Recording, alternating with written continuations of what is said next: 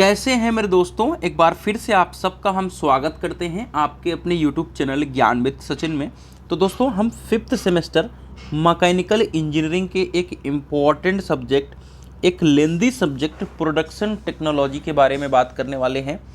हम one short revision कराने वाले हैं। आज हम यूनिट 2 कवर करने वाले हैं।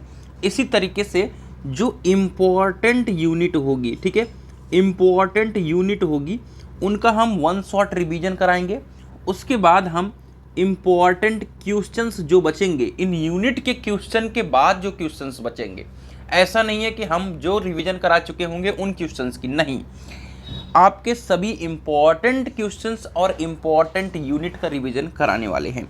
अगर हम कराना चाहते तो यूनिट 1 को भी पढ़ा सकते थे, नहीं, यूनिट 1 से एक क्वेश्चन आने की उम्मीद रहती है, लेकिन इस यूनिट से 2 क्वेश्चन 100% आने की उम्मीद रहती है।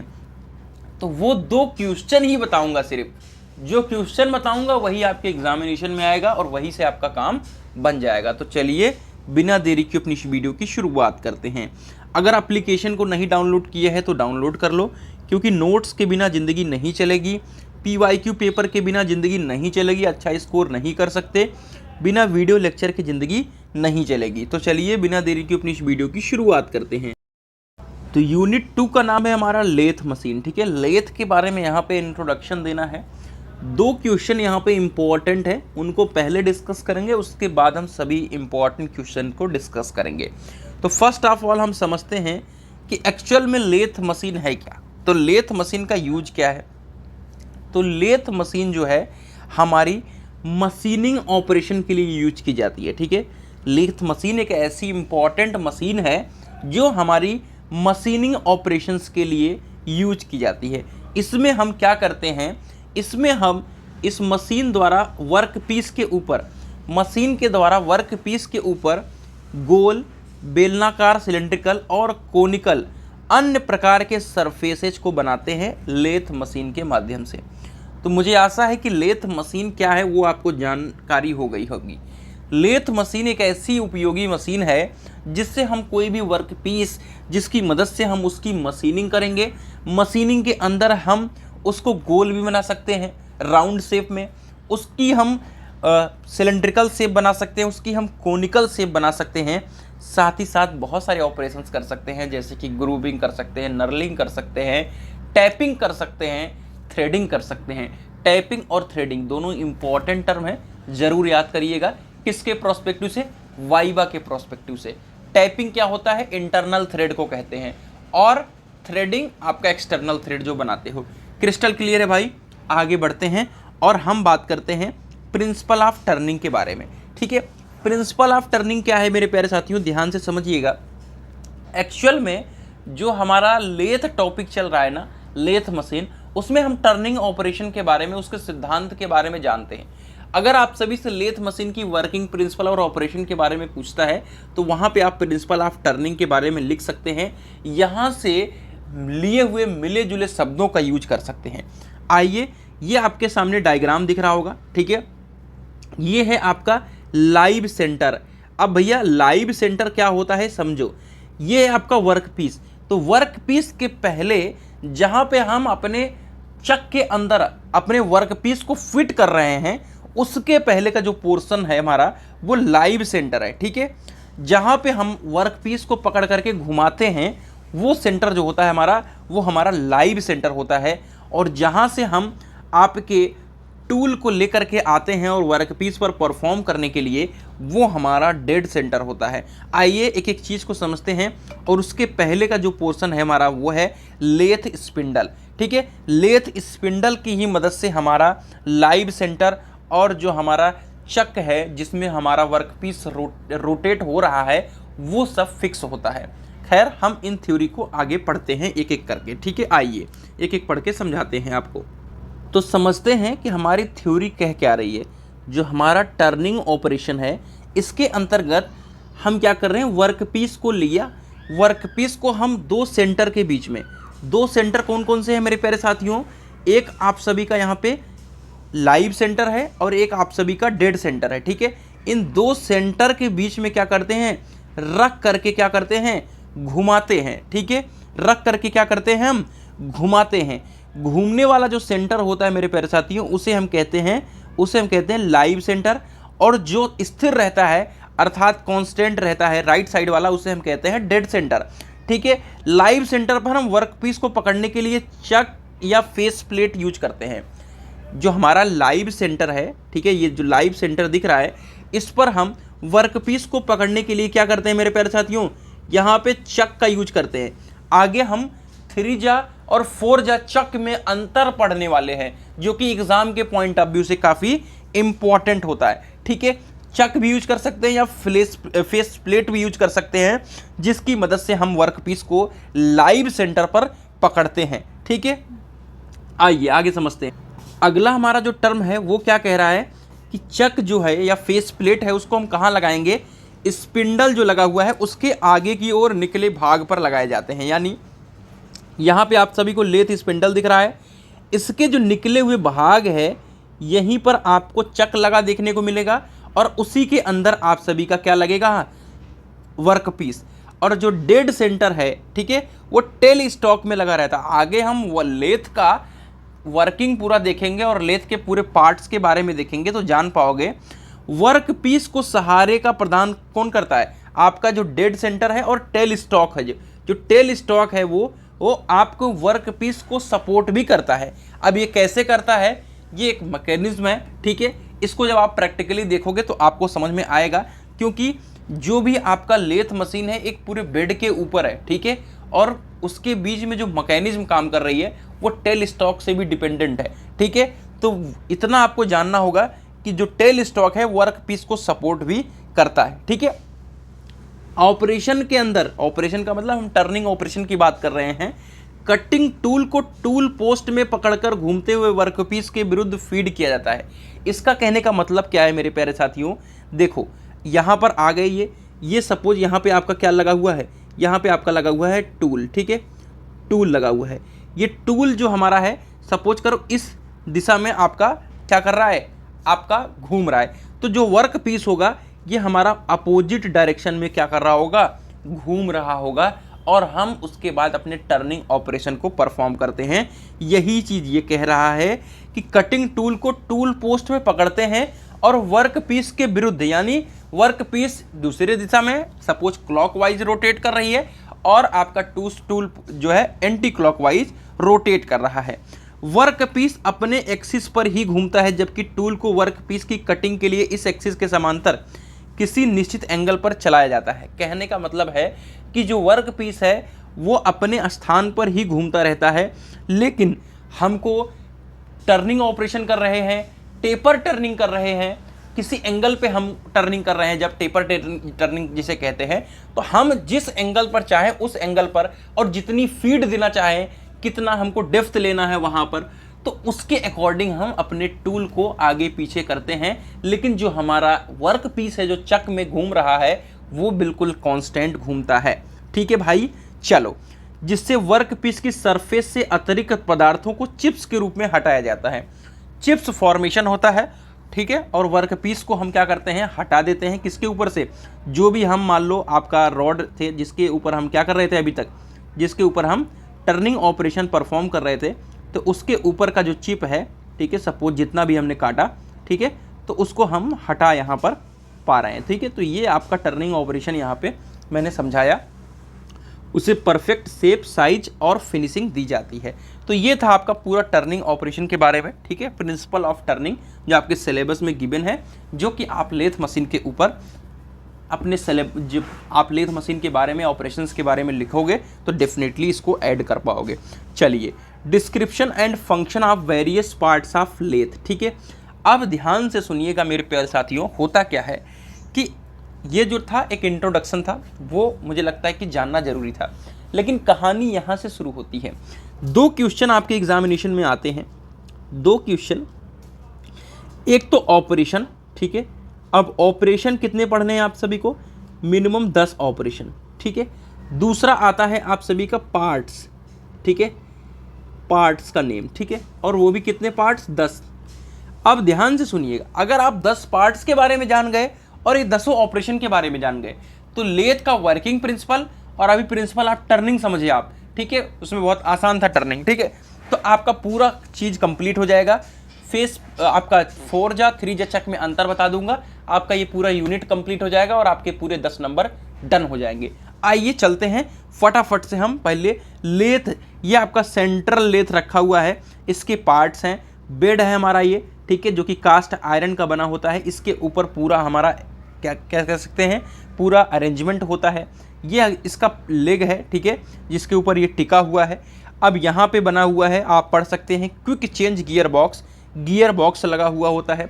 गियर बॉक्स किसके लिए होता है, जब आप थ्रेडिंग करते हो ना, तो थ्रेडिंग में क्या होता है कि आपका थ्रेडिंग ऐसे ऐसे होता है, ठीक है, और फिर पूरा ये घूमते हुए आएगा ना ये थ्रेडिंग में। तो क्या एक बार जब आप इंटरनल थ्रेड काट रहे हो या थ्रेड ही काट रहे हो तो एक बार सीधा जाएगा फिर वापस आएगा, तो उसके लिए आप सभी का quick change gear box use होता है।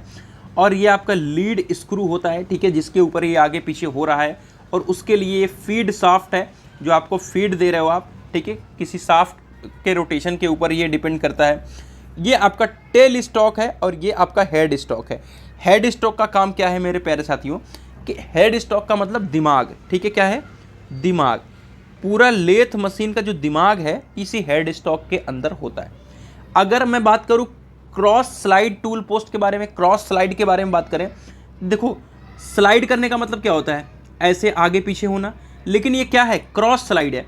तो ये आपका ऐसे सीधा सीधा नहीं होकर के इस तरीके से आपका इस यहाँ से अगर सामने से देखोगे तो सामने से आगे पीछे हो रहा है, यानी हॉरिजॉन्टल हो रहा है, ठीक है, या किसी भी तरीके से आप हॉरिजॉन्टल समझो या वर्टिकल समझो, मतलब कहने का मतलब ये है कि इस तरीके से ना होकर के ये आपका इस तरीके से आगे पीछे हो रहा है, ठीक है। जब आप लेथ मशीन का वीडियो देखोगे तो आपको बहुत क्लियर हो पाएगा, ठीक है। ये आपका यहाँ पे कंपाउंड रेस्ट होता है, कंपाउंड रेस्ट में ही आपका लगा होता है टूल पोस्ट, ठीक है भाई।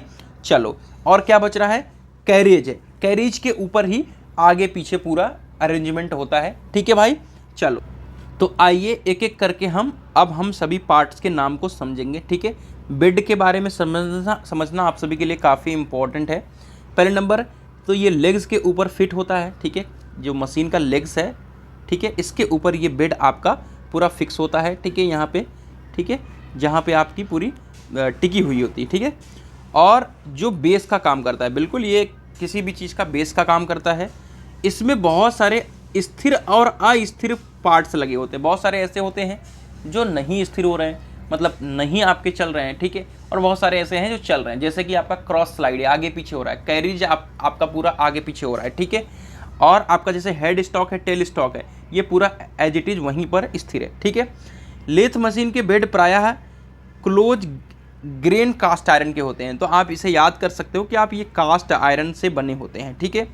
बेड के ऊपर हमारा गाइड वे और स्लाइड वे बना होता है, जो ऑपरेटिंग यूनिट्स को आगे पीछे चलाने में हमारा क्या करता है, मदद करता है। तो बेड के ऊपर हमारा सारा अरेंजमेंट होता है, जिसमें आपका हेड स्टॉक भी रहता है, टेल स्टॉक भी रहता है, कैरिज होता है जहाँ पर आपका टूल पोस्ट वगैरह सब कुछ अटैच होता है, ठीक है, जो कि सब कुछ होता है। और उसके बाद आपका क्रॉस स्लाइड इसी बीच में है, ठीक है। बेड्स के बारे में जानना बहुत ज़रूरी है, टाइप्स वगैरह के बारे में। आइए हेड स्टॉक के बारे में समझते हैं, ठीक है। हेड स्टॉक पर पहले ही मैंने थोड़ा सा हाईलाइट कर दिया था। हेड स्टॉक जो है वो लेथ मशीन का एक फिक्स्ड यूनिट है, जैसा कि मैंने बताया कि ये फिक्स्ड यूनिट है जो हमेशा लेथ मशीन में बाईं तरफ फिट होता है। अगर आप लेथ मशीन का डायग्राम देखोगे तो ये आपके लेथ मशीन के बाईं तरफ फिट है, जहाँ पर आप सभी का आपका लगा होता है, क्या नाम है, चक, और चक के अंदर ही आपका लगा होता है क्या लगा होता है, आपका वर्क पीस लगा होता है, ठीक है। चलो, इसमें क्या होते हैं, इसमें आपका बैक गियर्स भी होता है, जैसे कि बैक गियर्स के बारे में अभी मैंने बताया कि आपका जो भी इंटरनल थ्रेड है, थ्रेड काटने के लिए, और स्पिंडल जहाँ पे live centre, dead centre, live centre लगा होता है, ठीक है, और उधर राइट साइड में डेड सेंटर लगा होता है। लाइव सेंटर के अंदर ही आप सभी का घूमता है, जिस रिवॉल्व करता है आपका वर्क पीस, ठीक है, चक के माध्यम से, ठीक है। और जिसकी बियरिंग्स लगी होती है उसका हाउसिंग का काम करता है। अब ये ट्विस्ट समझना जरूरी है, ठीक है, आइए समझते हैं, इस ट्विस्ट को समझते हैं। हाउसिंग का मतलब क्या होता है, हाउसिंग का मतलब क्या हो गया, कह सकते हैं कि कवच, ठीक है। कवच का मतलब क्या हो गया मेरे प्यारे साथियों, कि जितने भी पार्ट्स हैं सब इसके अंदर, बाहर से ये दिख रहा है आपको फिगर में, लेकिन ये सब टेल जो हेड स्टॉक है उसके अंदर लगे होते हैं, ठीक है। तो ये बाहर से आप सभी को प्रॉपरली कह सकते हैं कि कवच के रूप में एक सुरक्षा प्रदान करते हैं। ठीक है भाई, चलिए। और स्पिंडल को बेड के साथ हम अलाइनमेंट में रखते हैं। ठीक है, जो वेड है और स्पिंडल है उसके साथ हम अलाइनमेंट में रखते हैं। इतना आपको ऊपर तक ही अगर आपने याद कर लिया कि एक फिक्स्ड यूनिट है जिसके अंदर हमारे गियर्स वगैरह होते हैं, स्पिंडल होते हैं, जो कि सबके लिए आपका क्या करता है, एक कक्ष की तरह काम करता है, एक हाउसिंग की तरह काम करता है। ठीक है, चलिए अब इसके हमारे मेन जो वर्क हैं उनको भी समझ लेते हैं। पावर को मोटर से स्पिंडल तक पहुंचाया जाता है। जब स्पिंडल तक पहुंचाओगे मोटर से, तभी आपका चक वगैरह जो है घूम रहा है और उधर वर्कपीस को टूल पोस्ट को से टूल को घुमाने के लिए। इसमें वर्कपीस की पकड़ने की क्या रहती हैं, युक्तियाँ रहती हैं, जैसे कि आपका चक लगा होता है। ठीक है भैया, आइए अब आता है हमारा कैरिएज। ठीक है, हमारा कैरिज क्या होता है उसको समझे। कैरिज जो होता है मेरे प्यारे साथियों, हेड स्टॉक और टेल स्टॉक के बीच का एक भाग होता है जो बेड के ऊपर क्या करता है, स्लाइड करता है। स्लाइड का मतलब आगे पीछे होता है। ठीक है, स्लाइड का मतलब क्या होता है, आगे पीछे होता है। ठीक है, लेथ कैरिज ऑपरेशन के समय कटिंग टूल के सपोर्टिंग में, गाइडिंग में और फीडिंग का कार्य करता है। यानी कैरिज जो होता है वो आपके कटिंग टूल को सपोर्ट करता है, गाइड करता है। सपोर्ट करने का मतलब क्या है, पकड़ के रखता है। गाइड करने का मतलब जिधर आपको जिस एंगल पे यूज करना है यूज कर सकते हो। और फीडिंग का मतलब क्या है कि कितना आप डेप्थ दे रहे हो, कितना आप कटिंग करना चाहते हो, वो काम करता है। इसका प्रयोग कटिंग टूल को विभिन्न प्रकार की गतियां भी प्रदान करना होता है, यानी कितनी स्पीड्स देनी है हमको वो भी प्रदान करना होता है। और इसके द्वारा कटिंग टूल को 3 प्रकार की गतियों में चलाया जाता है, चाहे वो एंगुलर फीड दो, चाहे क्रॉस फीड दो, चाहे वो लॉन्गिट्यूडिनल फीड दो। तो ये आपका कैरिज हो गया, यानी 3 पार्ट आपको समझ में आ गए होंगे। आइए अब हमारा अगला पार्ट है स्पिंडल के बारे में। ठीक है, देखो स्पिंडल नाम सुन के कन्फ्यूजन ज़्यादा होता है। ठीक है, इवन हमको भी होता है, लेकिन स्पिंडल का हिंदी अगर मीनिंग समझ जाओगे, इसका मतलब होता है धुरी। ठीक है, धुरी। ठीक है, धुरी का मतलब आप इसका भी मतलब कि कोई चीज़ को पकड़ के आपको घुमाना। ठीक है, तो स्पिंडल का काम क्या होता है मेरे प्यारे साथियों, ये जो आपका वर्क पीस है, ठीक है, ये जो है वर्क पीस को क्या करता है, घुमाता है। बस सिंपल सी बात है। स्पिंडल का मेन काम जो है, ये आपके 4 जा चक हो गया या 3 जा चक, यानी जो चक है या फेस प्लेट है, ठीक है, उसमें क्या करते हैं हम, वर्क पीस को कस देते हैं। ध्यान से सुनिएगा, जो 3 जा 4 जा चक है उसमें हम वर्क पीस को कस देते हैं और फिर ये उसको घुमाने का काम करता है। अर्थात स्पिंडल का हमारा काम क्या है कि वर्क पीस को पकड़ करके घुमाना। ठीक है भैया, दूसरा हमारा काम क्या है, दूसरा हमारा देखो, किसी को कोई घुमा अगर रहा है, तो किसी को अगर घुमा रहा है तो झूला अगर झुला रहे हो आप किसी को, तो आप तेज भी झुला सकते हो और धीरे भी झुला सकते हो। किस समय कितना तेज करना है वो भी आपके पास है। तो अर्थात स्पिंडल दूसरा ये काम करता है कि आपको गति भी देता है और आपको टॉर्क भी देता है। ठीक है, तो ये आपको झूले के एग्जाम्पल से याद करना होगा कि ये गति और टॉर्क को बढ़ाने और घटाने में भी मदद करता है। तो स्पिंडल का 2 काम आपको समझ में आ गया होगा।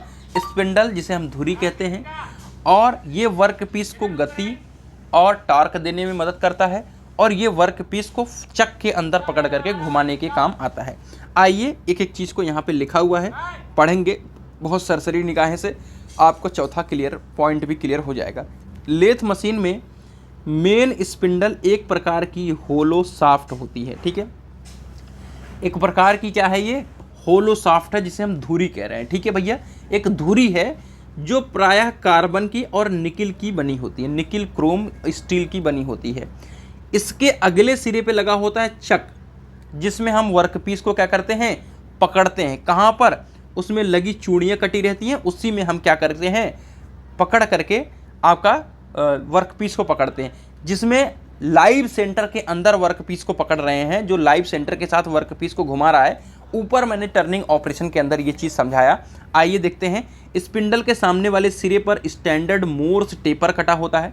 ठीक है, एक टेपर कटा होता है जिसके अंदर एक स्लीव की सहायता से लाइव सेंटर लगा होता है। ठीक है, राइट साइड में भी लगा होता है ये चीज़ और लेफ्ट साइड में भी लगा होता है। ठीक है, मतलब कोई भी आपका इस तरीके से खोखला होता है, इसके अंदर आपका एक स्लीव जाता है जिस साइज़ का जाना है। ठीक है, जो कि वो टेपर्ड साइज में टेपर्ड होता है। ठीक है, जो कि लाइव सेंटर पर लगा होता है, जो वर्क पीस के साथ घूमता हुआ सपोर्ट प्रदान करता है। जो वर्क पीस है उसको क्या करता है, हमारा स्थिरता प्रदान करता है, यानी उसको पकड़ करके रखता है और घुमाने के लिए यूज किया जाता है। तो ये आपका मेन स्पिंडल का काम हो गया, जो कि मैंने आप सभी को समझा दिया, ठीक है। और दूसरा काम टॉर्क भी देना है या आपकी गति को बढ़ाना है। आइए तीसरा हमारा है टेल स्टॉक, ठीक है भैया। अब टेल स्टॉक के बारे में, हेड स्टॉक समझ लिया, टेल स्टॉक कहाँ का पोर्शन है, राइट साइड का पोर्शन है, ठीक है, किसके, लेथ मशीन के, ठीक है। इसे बेस के आगे पीछे सरकाया जा सकता है। हेड स्टॉक क्या था, हेड स्टॉक जो था वो स्थिर था, लेकिन टेल स्टॉक को क्या कर सकते हैं हम, आगे पीछे सरका सकते हैं, ठीक है। इसकी बॉडी पर एक जीरो चिन्ह अंकित रहता है। जब जीरो रेखाएं एक दूसरे से मिलती हैं तो टेल स्टॉक और हेड स्टॉक की अक्ष एक सीध में होती है। इसकी बॉडी कास्ट आयरन की होती है। तो कहने का मतलब है टेल स्टॉक जो होता है वो राइट साइड में लगा होता है, ठीक है। इसको मशीन के जो बेस है उस पर हम आगे पीछे खसका सकते हैं, आगे पीछे कर सकते हैं। इसकी बॉडी पर एक जीरो चिन्ह होता है और नीचे भी जहाँ पर एक खिसक रहा है वहाँ पे भी जीरो चिन्ह होता है, ठीक है। जब जीरो चिन्ह एक दूसरे से मिलती हैं तो टेल स्टॉक और हेड स्टॉक का जो एक्सिस होता है वो एक दूसरे के सीध में होता है, ठीक है। इतनी बात क्लियर हो गई। चलिए इतना ही आपको याद करना था। इसका मेन काम जॉब के केंद्रों को मध्य घुमाने के लिए बेस उपलब्ध कराना है, यानी इन्हें सपोर्टिंग के रूप में यूज किया जाता है। किसको, वर्क पीस को, ठीक है। वर्क पीस को मिडल में यानी केंद्र में पकड़ करके घुमाने के लिए हम क्या करते हैं, एक सपोर्ट यूज करते हैं, जो कि कहाँ से मिलता है, आपके टेल स्टॉक से मिलता है। टेल स्टॉक के बहुत सारे ये पार्ट्स हैं, ठीक है, आप इसे आराम से याद कर सकते हो, ठीक है। यूज क्या क्या है, लंबी जॉब, अगर आपकी लंबी जॉब है तो उन्हें क्या करते हैं, सपोर्ट प्रदान करना है, ठीक है। ड्रिल, टेप और रीमर को फिट करने के लिए, जिससे हम ड्रिलिंग, टेपिंग और रीमिंग कर सकते हैं। तो कहने का मतलब ये है कि आप टेल स्टॉक की मदद से ड्रिलिंग भी कर सकते हैं, टैपिंग कर सकते हैं, रीमिंग कर सकते हैं, आप ये भी आप दूसरा भी काम कर सकते हैं। और उसके बाद ऑफसेट मेथड एक यूज करते हैं, उसकी मदद से हम टेपर टर्निंग भी कर सकते हैं। तो ये आपका किसका काम हो गया, टेल स्टॉक का हो गया। आइए तो ये हमारे लेथ मशीन के कुछ वर्किंग थे। अब आगे समझते हैं कि क्या हमको पढ़ाना है। और कई बार एक टॉपिक पूछा जाता है जिसे हम कहते हैं कैपेस्टन या टरेट लेथ, ठीक है। बहुत इजी सा टॉपिक है, आइए हम समझा देते हैं आप सभी। इसको फिगर आप देख लीजिएगा, ठीक है। देखिए कैपेस्टन और टरेट लेथ क्या है मेरे प्यारे साथियों, जो हमारा सेंट्रल लेथ है ना, इसका क्या है, विकसित रूप है। अब यूज कहाँ हो रहा है इसको समझो, ध्यान से सुन लो, बस सुन लोगे, पढ़ने की ज़रूरत नहीं पड़ेगी भाई, सुन लो, ठीक है।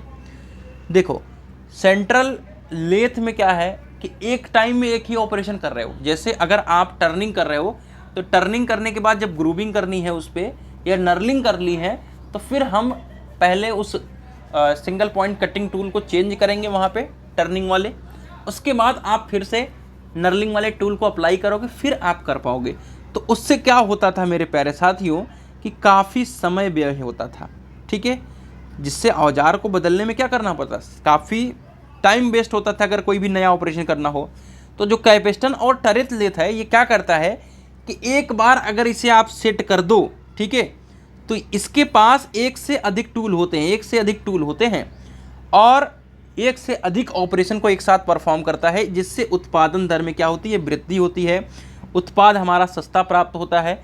ये हमारा कहाँ यूज होता है, मास प्रोडक्शन के लिए यूज होता है। मास प्रोडक्शन में आइडेंटिकल कार्यखंडों, इसका मतलब क्या है मेरे प्यारे साथियों, जैसे कि अगर आपको एक ही चीज़ मान लो 1000 पीस बनानी है तो वहाँ पर ये चीज़ बहुत ज़्यादा हेल्पफुल होता है। खैर अब तो इसका यूज ही नहीं होता है, आपको पता है कि CNC लेथ चल रही है, बट आपको पढ़ना है, सिलेबस में है, ठीक है मेरे प्यारे साथियों। आइए अब ये क्वेश्चन, जैसा कि एक बार पीछे चलते हैं आप लोग के साथ, ठीक है। जो ये मैंने आप सभी को यहाँ से बताया ऊपर वाला पोर्शन, ठीक है, प्रिंसिपल ऑफ टर्निंग, यानी ये लेथ मशीन का ऑपरेशन पूरा, ठीक है, 100% लिख देता हूँ यहाँ पर। और ये भी आपका पूरा पार्ट का नाम 100% लिख के ले लो आएगा, ठीक है। और अब मैं आता हूँ अगले चीज़ के ऊपर, ठीक है, जिसके ऊपर आपको आने से पहले मैं ये कह सकता हूँ, ठीक है, कि लेथ ऑपरेशन, ठीक है।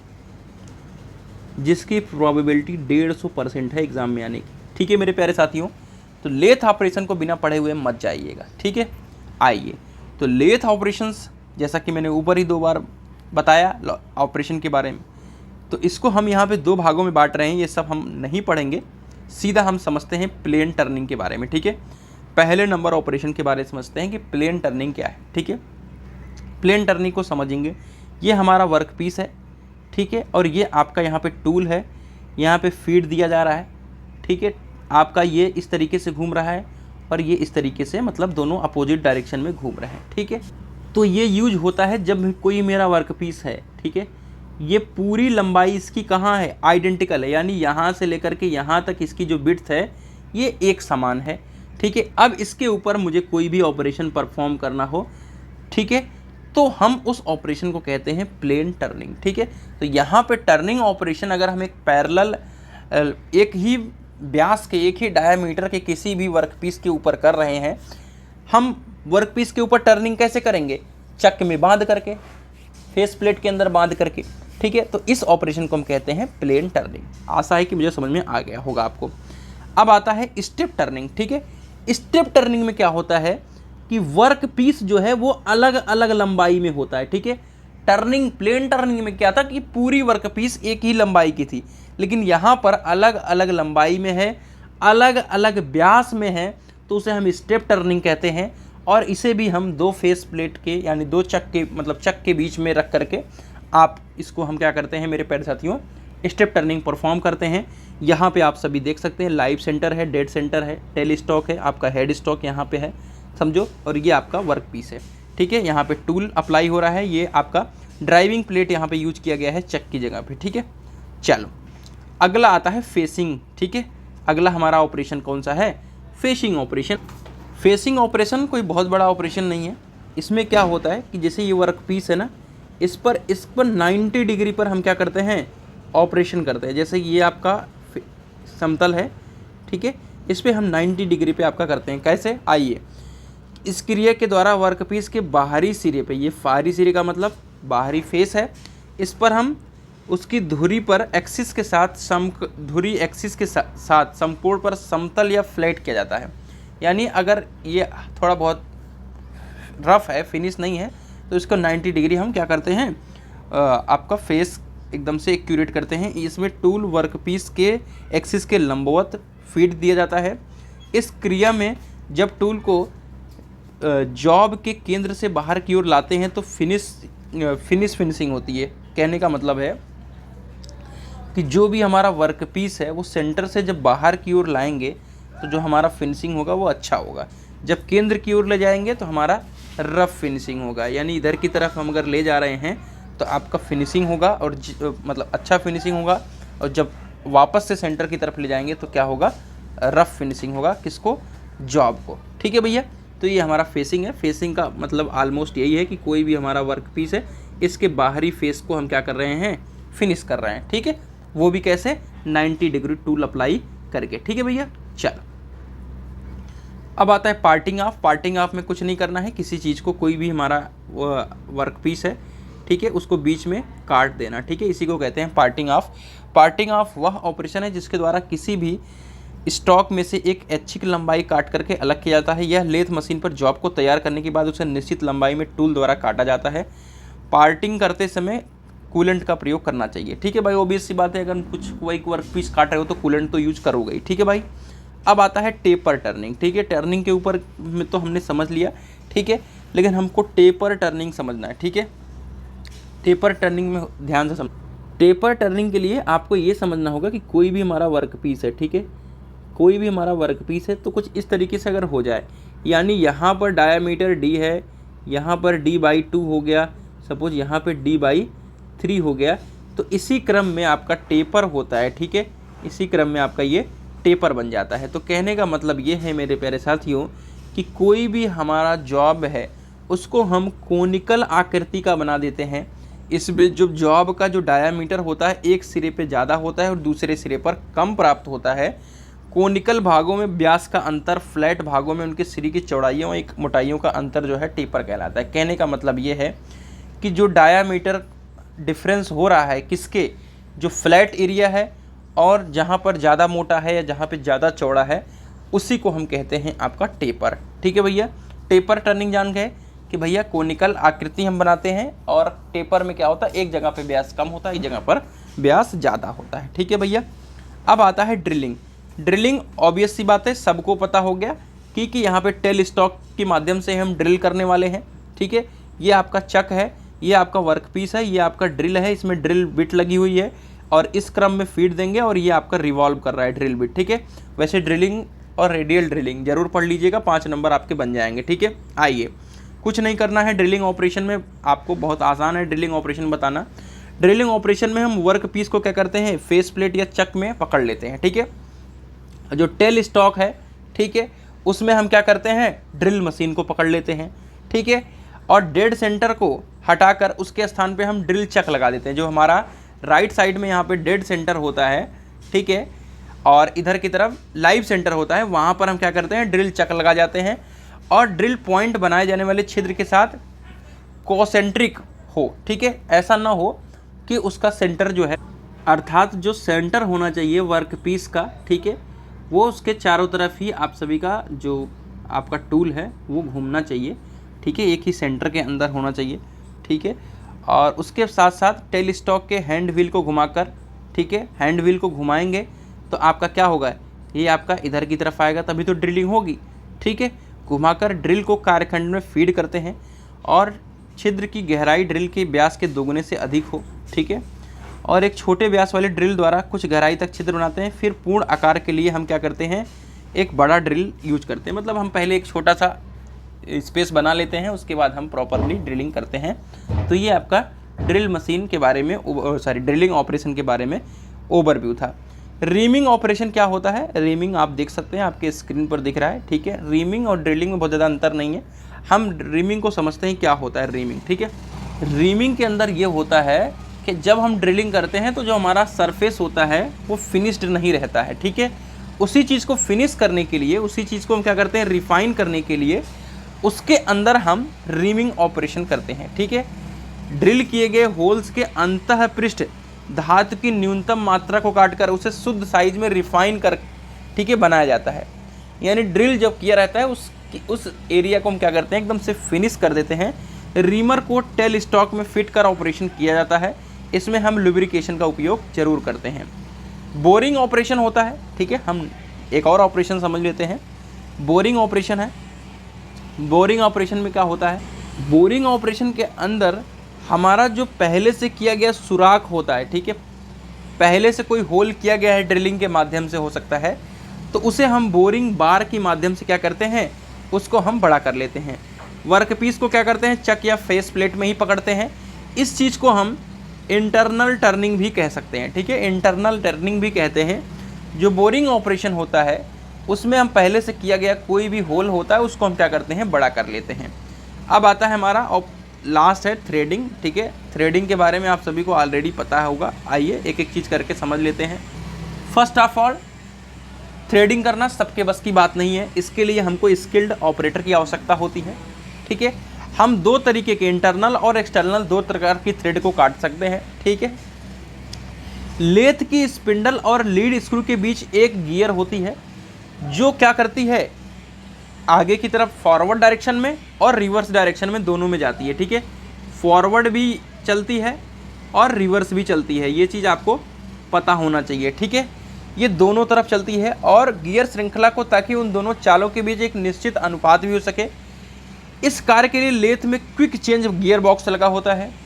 केवल गियर परिवर्तन लीवर की स्थिति को बदलकर वांछित अनुपात की स्थापना की जा सकती है। यानी हम क्या करते हैं कि जो वेलोसिटी रेशियो है, ठीक है, दोनों के बीच में, ठीक है, वो हमको कांस्टेंट रखना होता है, अपने इच्छा अनुसार रखना होता है। ये आपका थ्रेडिंग ऑपरेशन हो गया। ठीक है, नर्लिंग है, आप नर्लिंग के बारे में भी जान सकते हो। ठीक है, नर्लिंग आप सभी का क्या है, नर्लिंग के अंदर हम कुछ नहीं करते हैं, नर्लिंग के अंदर हम सिर्फ ग्रिप बनाते हैं। ठीक है, ग्रिप किस लिए बनाते हैं, क्योंकि हमको उसको पकड़ना है। किसी भी वर्कपीस को पकड़ने के लिए जो ग्रिप बनाया जाता है उसे हम नर्लिंग ऑपरेशन कहते हैं। तो बहुत आसानी से याद कर सकते हो। 10 ऑपरेशंस आप सभी को आने चाहिए, बस 10 ऑपरेशंस। ठीक है, बस 10 ऑपरेशंस याद होनी चाहिए। नर्लिंग ऑपरेशन में क्या होता है आपको पता है कि हम बाहरी सतह पर नर्लिंग औजार द्वारा इंडेंटिंग करते हैं, यानी उसको खुरदुरा कर देते हैं, जिसके द्वारा हम दृढ़ता से पकड़ सकते हैं। ठीक है, इस पर हैंडल व नॉब इत्यादि पर करते हैं। ठीक है, और इस विशेष प्रकार के टूल को हम नर्लिंग टूल कहते हैं। ग्रूविंग क्या होता है? ग्रूविंग भी कुछ इसी तरीके से है। उसके बाद चैम्फरिंग है। ठीक है, जैसे नट बोल्ट वगैरह का चैम्फरिंग वगैरह बनाते हैं। तो इतने ऑपरेशंस हैं जिसे आप बहुत ईजिली जान सकते हो। ठीक, ग्रूव का मतलब ये होता है खांचा बनाना। ठीक है, कितनी डेप्थ का, कितनी विड्थ का हम कोई भी चीज़ डाल रहे हैं उसके अंदर, ठीक है, वर्कपीस पर, उसको बनाने के लिए हम क्या करते हैं? ग्रूविंग ऑपरेशंस यूज करते हैं। ठीक है भाई, तो ये आपके 10 ऑपरेशंस थे, जहाँ तक मैं कहता हूँ कि इस चैप्टर की काफ़ी चीज़ें क्लियर हो चुकी है। 2 चीज़ आता है, एक आता है 3 जा चक और 4 जा चक। ठीक है, इसका आप अंतर देख लीजिएगा, चैट जीपीटी के माध्यम से देख सकते हो, या आप गूगल कर सकते हो 3 जा 4 जा चक, या इसको भी पढ़ के आप अंतर निकाल सकते हो, या कॉपी से निकाल लो। डायरेक्ट नहीं पूछता है आपसे, अंतर अधिकतर पूछता है। अंतर पढ़ लोगे तो आपको चीज़ें समझ में आएगी। ये पहला नंबर तो क्या होता है? सेल्फ सेंटरिंग चक होता है। ठीक है, जो 3 जा चक होता है सेल्फ सेंटरिंग चक होता है। मतलब इसमें क्या होता है मेरे प्यारे साथियों कि 3 रेडियल स्लॉट होते हैं और यहाँ पर एक ऑप्शन है, ठीक है, चक की है। इसको अगर आप डाल करके जब घुमाओगे, ठीक है, तो तीनों जबड़ा आपस में एक साथ यहाँ से, जैसे एक बार आपने यहाँ पे राउंड करा तो ये भी हल्का आगे पुश हुआ, ये भी आगे पुश हुआ, ये भी आगे पुश हुआ। कहने का मतलब ये है कि तीनों एक साथ जाते हैं तो आपको सेंटरिंग करने के लिए आवश्यकता नहीं पड़ती, यानी ये सेल्फ सेंटरिंग चक होता है। इसमें 3 रेडियल स्लॉट कटी होती है। स्लॉट के पीछे एक प्लेट लगी होती है जिस पर चूड़ियाँ कटी होती है, जिस पर स्क्रॉल प्लेट लगी होती हैं, और प्लेट को पिछली सतह पर तिरछे दांते कटे होते हैं। इसके साथ 3 बेबल पिनियन होता है इसमें, और टॉप चक के साथ समतल कर दिए जाते हैं। मतलब कहने का ओवरऑल मतलब यही है मेरे प्यारे साथियों कि आप एक बार चक्की को घुमाओगे, ठीक है, तो वो जो भी आपका यहाँ पे चूड़ियाँ कटी होती हैं और बेबल पिनियन की मदद से तीनों एक साथ आपके जाएंगे। ठीक है, इनके भीतर क्या होता है? वर्गीकार ग्रुप्स बने होते हैं जिसमें चक की लगा होता है। चक को करने के लिए चक की द्वारा किसी एक पिनियन को घुमाकर कुंडली प्लेट को घुमाते हैं तो तीनों जो है एक साथ रेडियल दिशा में चलते हैं, जो कि मैंने बताया कि एक बार घुमाओगे तो तीनों एक साथ काम करेंगे और आपका काम हो जाएगा। इसी तरीके से 4 जा चक होता है, लेकिन इसको इंडिपेंडेंट चक कहते हैं, अर्थात इनको भी एक बार डाल के एक थोड़ा इसको घुमाओ, थोड़ा इसको घुमाओ, थोड़ा इसको घुमाओ, फिर इस तरीके से आपको क्या करना होता है? सेंटर के अंदर सेंटरिंग करनी पड़ती है। ठीक है, प्रत्येक स्लॉट में एक स्टील जॉ फिट होता है। जॉ के पीछे की तरफ से थ्रेड कटी होती है जो विशेष प्रकार के स्क्वायर सुराख वाले स्क्रू के साथ फिट होती है। इस स्क्रू को चक द्वारा घुमाकर जबड़े के आगे पीछे सेट कर सकते हैं। मतलब चारों को अलग अलग घुमा करके हम क्या करते हैं? सेट करते हैं, और चारों जबड़े जो होते हैं आपस में क्या होते हैं? 90 डिग्री पर होंगे, तभी तो सेंटरिंग में आएगा। तो ये है आपका ओवरऑल लेथ मशीन का टॉपिक। कंप्लीट 1 शॉट जो है मेरे प्यारे साथियों, ये एप्लीकेशन की मदद से मिल जाएगा। आगे भी हम कुछ लेक्चर आपको यूट्यूब पे प्रोवाइड करेंगे बहुत अच्छी तरीके से, बहुत कम समय में आप समझ पाओगे, सीख पाओगे। तो कैसी रही वीडियो कमेंट करके बताइए। मिलते हैं एक नई वीडियो के साथ, तब तक के लिए bye bye, tata, take care, love you all.